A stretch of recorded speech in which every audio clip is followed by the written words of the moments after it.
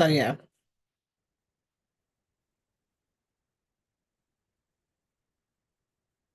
Yeah. So as the caption reads, we are going to talk today about how social media can influence the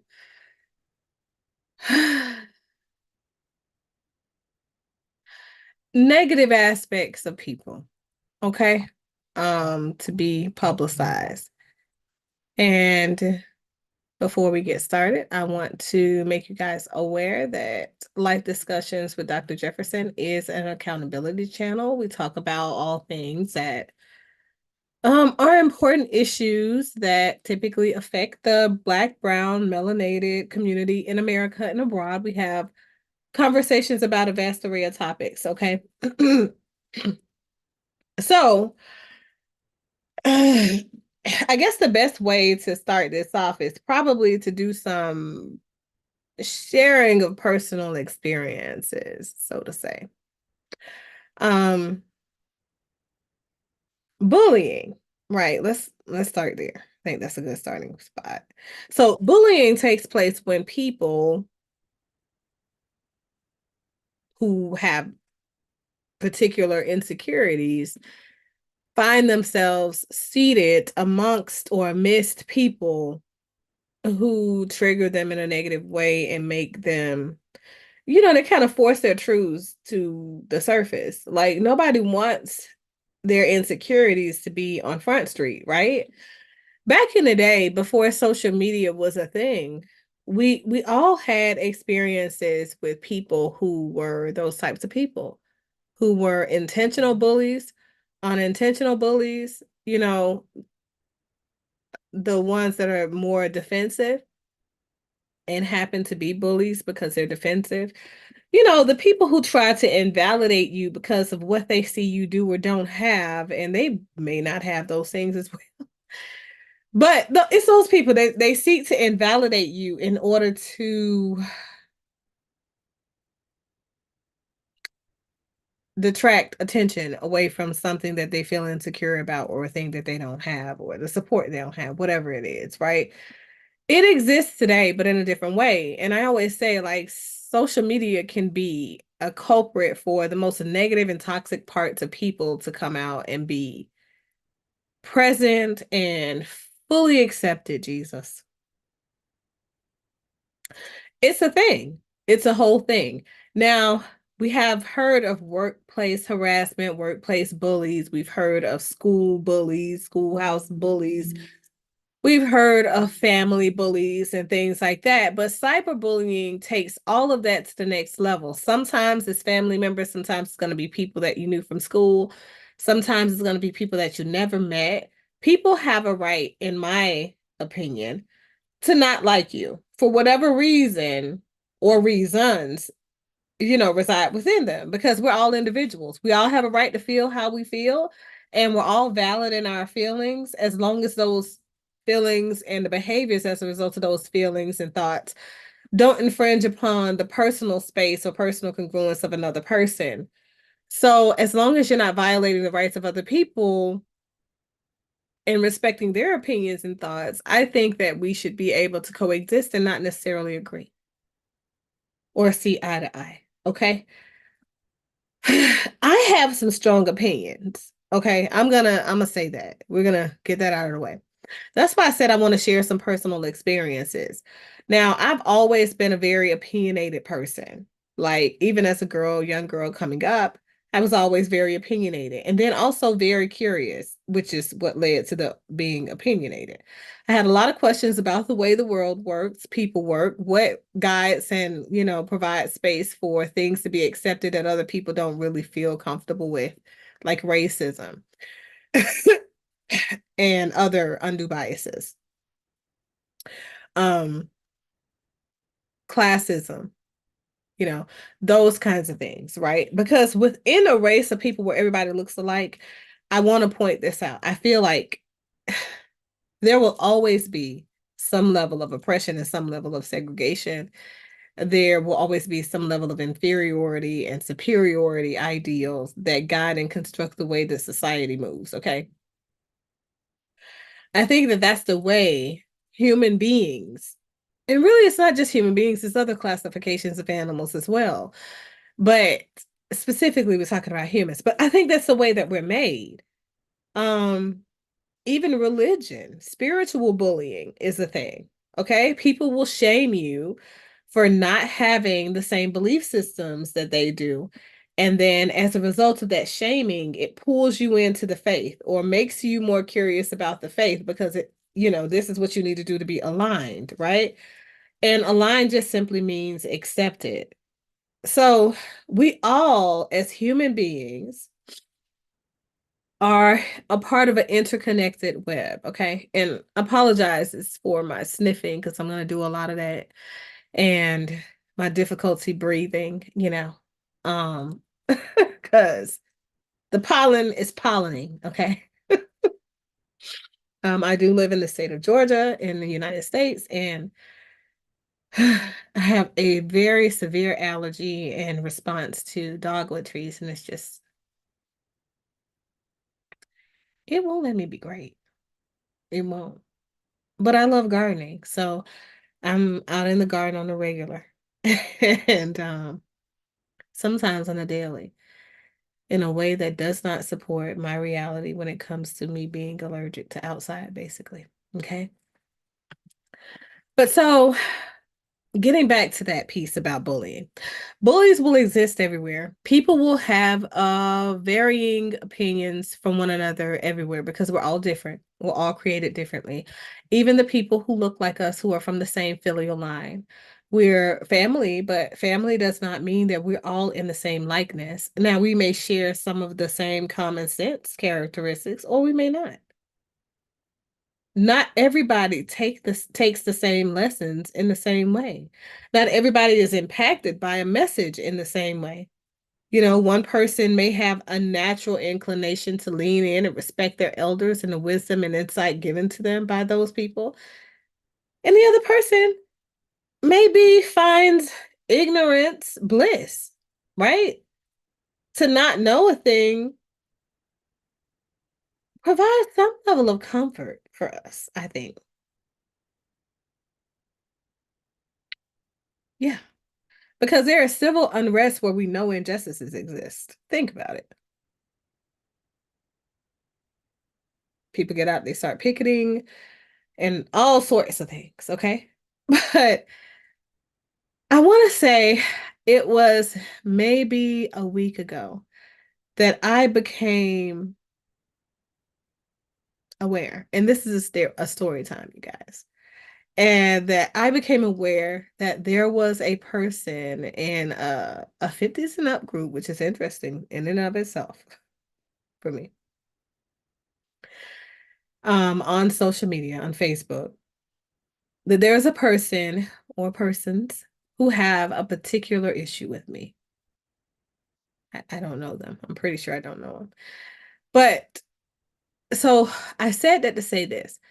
People will be very intentional about the way that they move around you when they are looking to sway the perceptions of others and to move you off your square or to block you from doing particular things, right? Again, that plays into that whole inferiority complex. Now, let's talk about the way that someone like me responds to those types of things. Uh,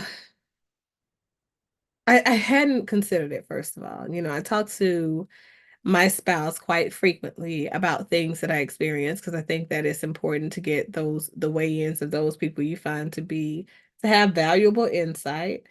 And as a woman who has a very, very strong belief system and very strong foundation that guides who and how it is that I move, I'm very intentional, right?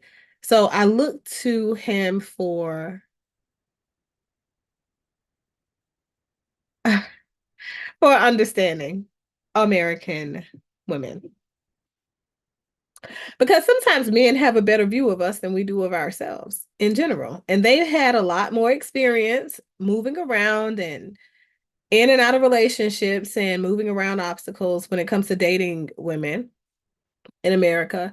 And Black women in general can be very complex. And I know that's a blanket statement. Some of you might be thinking, but yeah, we can. We can be. So, although I am a psychotherapist and I provide therapy for currently my full caseload of clients is about 137 people personally. You could never know. You could never know because every person functions so differently. And because I've been a therapist for thousands and countless numbers of people previously, right? People encounter different scenarios or different situations in life and they go through them in ways that shape them in their future position, right? Their future perspectives, how they see the world, the way they interact with the world, etc. So I don't ever proclaim to have seen everything, although I've seen a lot, or heard everything, although I've heard a lot about people. So it's always best, in my opinion, to be curious, right? Because curiosity leads to insight, not assumptions. I think assumptions oftentimes have the tendency to make an ass out of us. Now, I'm a person about educated opinions, right? Educated opinions are sometimes us taking in consideration some social trends or realities or our personal experiences that are similar and hypothesizing the why behind them.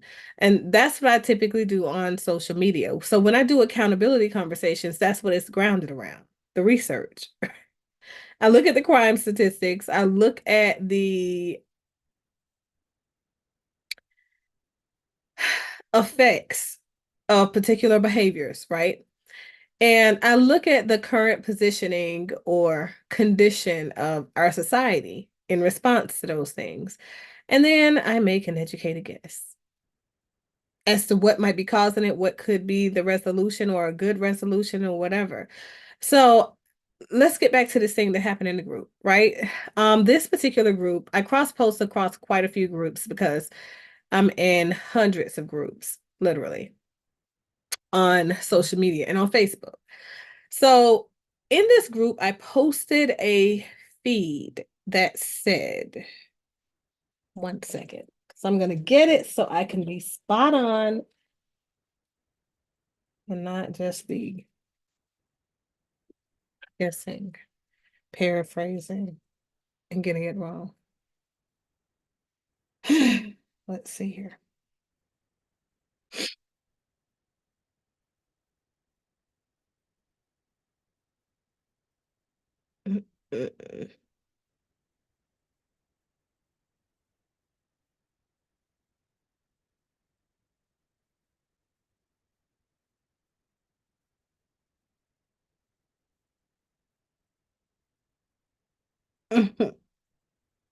Sorry, I got distracted. You see how easy it is to get distracted, y'all? But no, I got distracted by a post from Kale. Okay, so let's see here.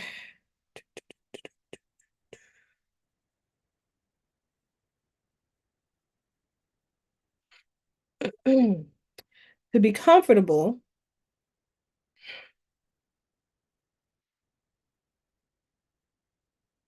over the age of 50, right, is what it was about.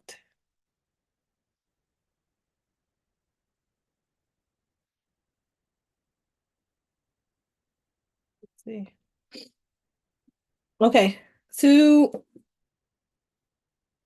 says to be comfortable over the age of 50 with never having experienced marriage, right? Being married at this phase of life. Now, that's the over the age of 50. Now, it doesn't mean that people over 40 shouldn't be a little concerned. because I think they should be. It's an ideal, right? Over the age of 50 and never having experienced married at this phase mean you've condoned your toxic ways that prevent you from being an ideal match for someone, in my opinion. And then I said, what are your thoughts? So obviously I'm asking you about your thoughts about the comfort that people sometimes move into when they are at a certain age. And I put ages because, of course, nobody's a psychotherapist out there. A lot of folks aren't. And I'm in a group with thousands of people who may or may not be in this field. So if I started talking about phase of life difficulties and things that are clinical terms or references that an MFT might make to another MFT, that would be illogical if I'm fishing for the opinions of the masses of people that are looking for layman clues, right? So anyway, that was the post. I cross posted it in several groups. I read it just now from this other one that's Real Talk 40 and older. But it was a 50 older, classy, not a dating site group, I think, that I posted it in, and they declined the post, right? And I guess it's a couple of posts when I look back at the history of it, because Facebook will do this thing. They're notifying you that your posts are being flagged, declined, etc. That was the post. Now,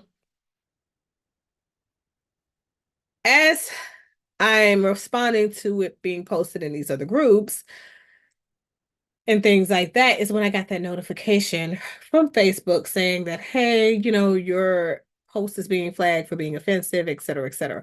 I personally don't see anything offensive with that. Unless, of course, you're the person on the other side that feels bullied by my terminology used, language used. And I did see, even in this group, a lot of people felt really triggered by hearing the word toxic being referenced to, I guess, a person. That's what they heard. The message reads that you're being comfortable at this point with being single and never having experienced marriage at this phase means you've condoned your toxic ways. Not that you as a person is toxic, right? Because here's the thing. People are people, right? People, we do things. That's just us. We're human. Some of the things that we do are going to be based on our traumatic experiences. Some of the things that we do are going to be based on our positive experience, negative experiences in life, et cetera, et cetera. We cannot say for 100% certainty that everything that we do in this life will be right or wrong perceived perceptually by other people, right? We may have very good intentions for a thing, but that thing that we do may make another person feel very uncomfortable and may create suicidal ideation, right? We wouldn't know that unless that person conveyed that message to us. And that's okay if that's the way they thought. Now, the thing is, opinions are opinions, right? We have a right to think and do and feel however we want to. And we also have a right to be heard. We also have a right to seek validation if that's what you're looking for from other people. But you also have a right to be right in your own space. So that's not saying that everybody in life, the message, by the way, it's not saying that everybody in life in general should be married by age 50. Because here's the thing, I think, and I'll read to you guys some of the comments or whatever. I don't know if I can post photos in the comments on YouTube, but huh, huh, I don't know. But so here, right? A comment. For privacy purposes, I won't do a share screen because this is a group, it's a closed group, and some of these people, I'm sure they don't want their opinions floating through social media. But I'm going to bring it all in full circle. So this person says, so when has being married before 50 been the measurement for being happy or being toxic? And again, the post did not mention anything about a person being one of or these things, one or many of those things. It's about a person not doing the things that require them to look within. And that's just taking accountability for where we are, right? So if I'm a woman and I've never been exposed to marriage, and not just in the sake of, I mean, in the context of partnership, right? Intimate partner companionship, but on a broader perspective is how I see the world at a on a level of a broader perspective. So I look at the world like marriage. The term marriage means what? Let me look it up on Google. Okay.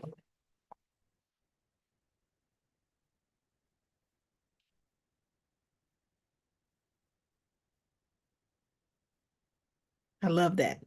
It is a combination or mixture of two or more elements. And it's interesting. Now, this is my first time looking it up. I didn't look it up. That's y'all, it's in y'all dictionary.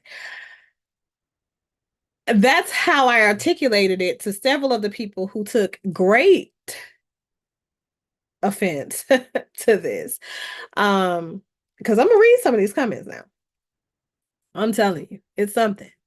And the other definition is marriage in reference to wedlock, right?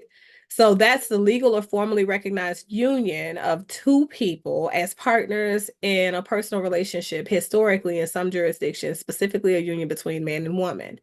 Now, I have several thoughts about both of those things, right? So for me, when I think about marriage, I think about commitment. I think about the adjoining of two common elements. I think about the spiritual attunement that marriage is when we marry ourselves to a particular faith, right? And it's now we're religious people versus just spiritual people.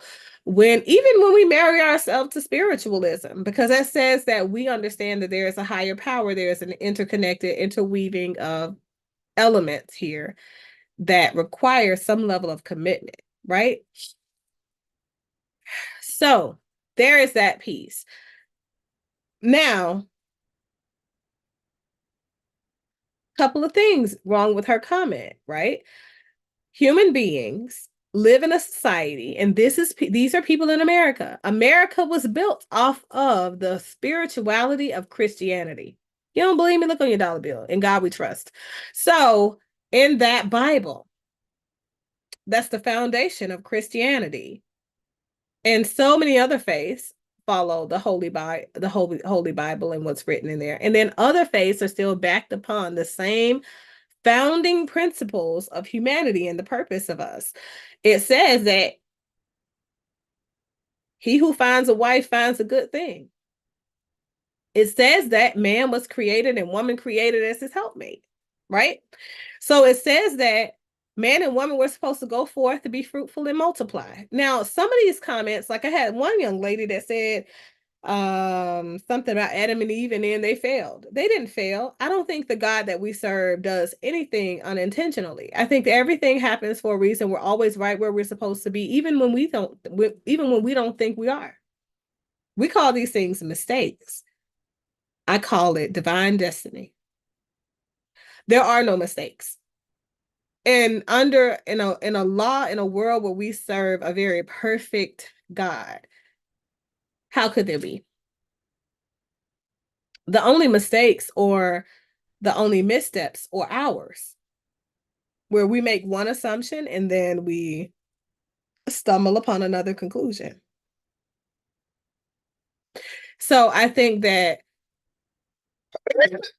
even with our free will being considered, we're always right where we're supposed to be. And we're supposed to be living out life and learning what that means for us. What is our purpose at this phase, where we are, blah, blah, blah. Those are my thoughts.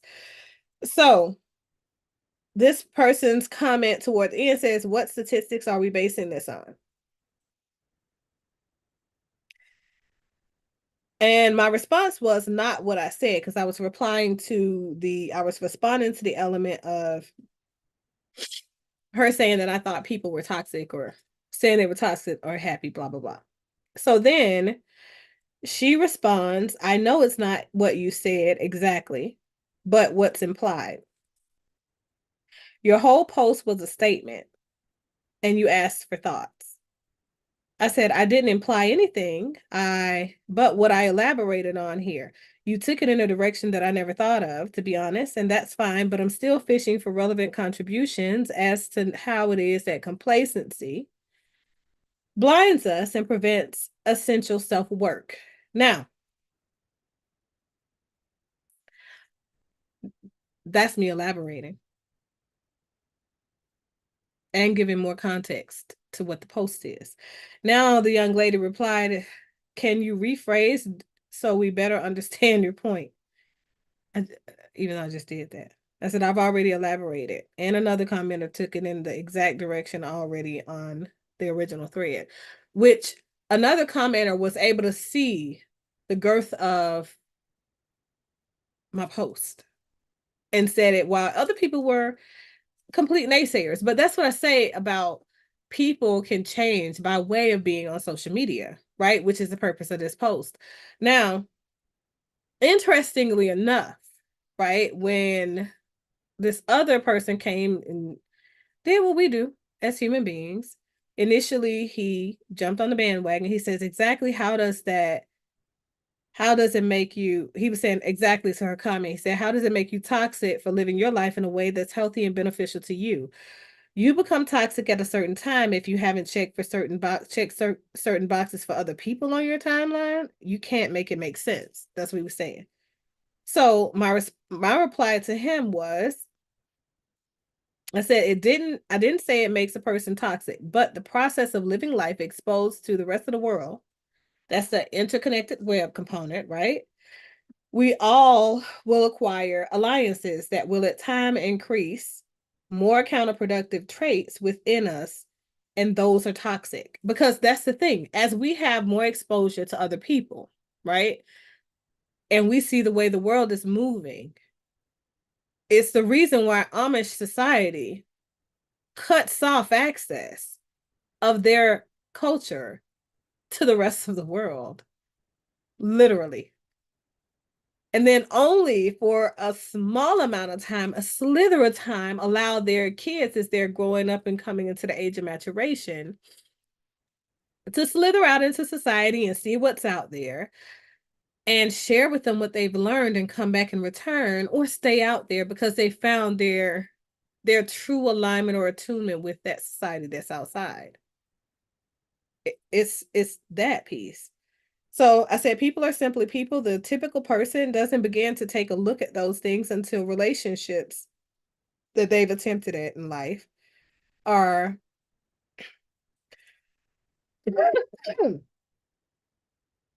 um, breaking up to never become what they deem to be in alignment with goals in life.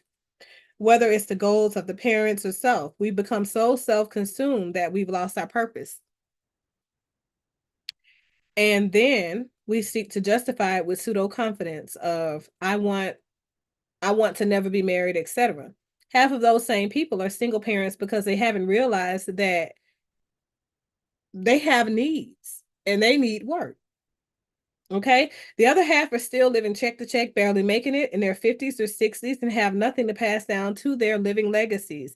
I value all of the comments that you guys have added, but they are all defenses in a way based on how it is that you all took the message. It was meant to have people look at marriage, the term, as a representation of us working towards spiritual purpose of alignment in life that leads to working on the things that being partnered with other systems allows us insight into.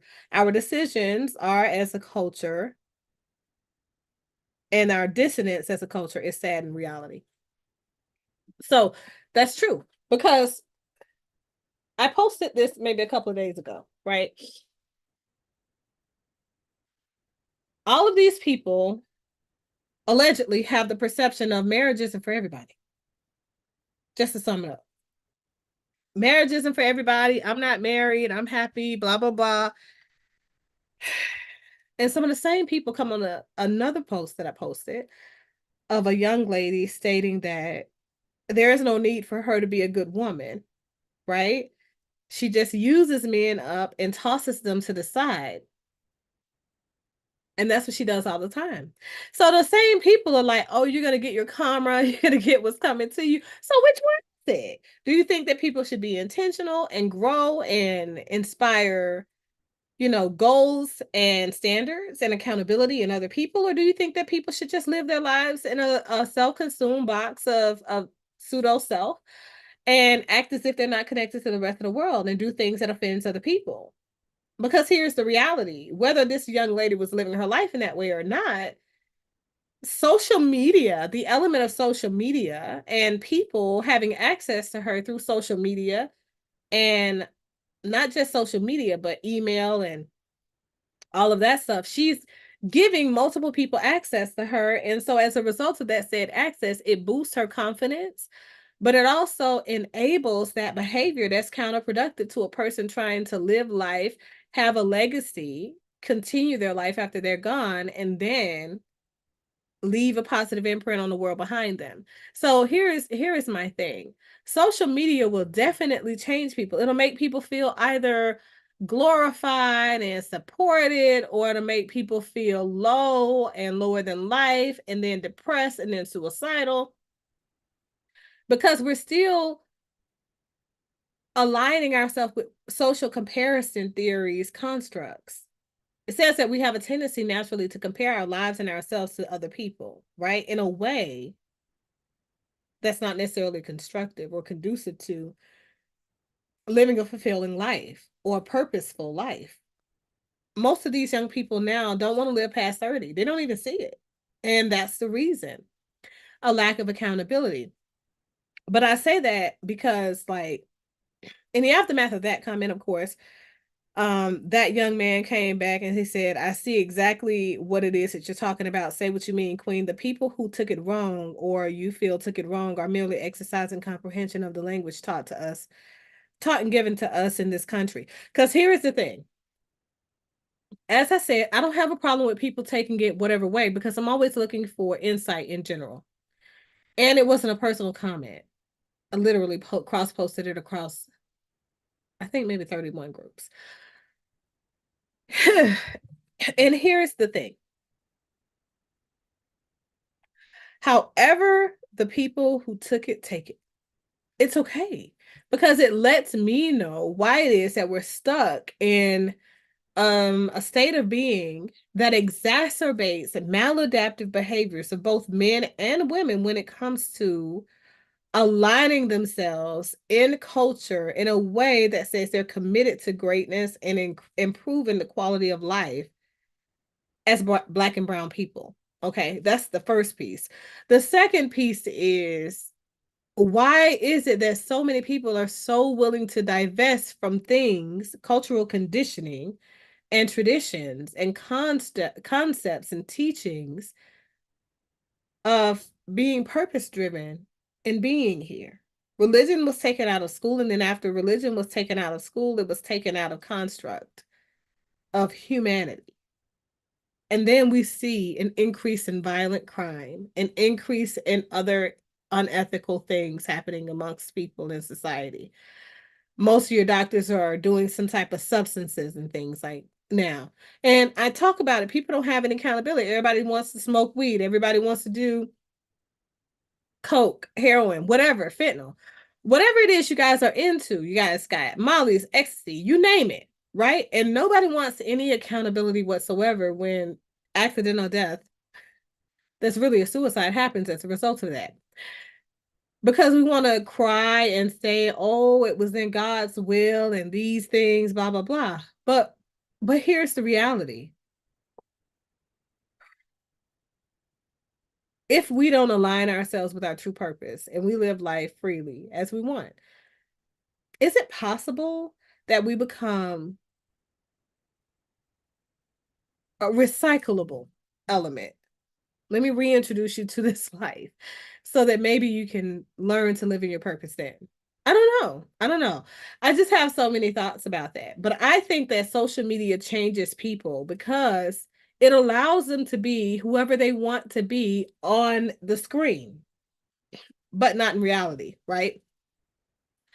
When you have people who don't like you, when you have people who love you, when you have people who are indifferent towards you, all of those different circumstances have a tendency to play a different role in how you see yourself, because we're all systemically connected.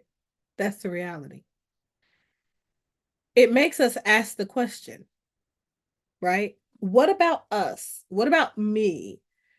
Does a person find to be misaligned with them and their purpose, or offensive, or whatever, right?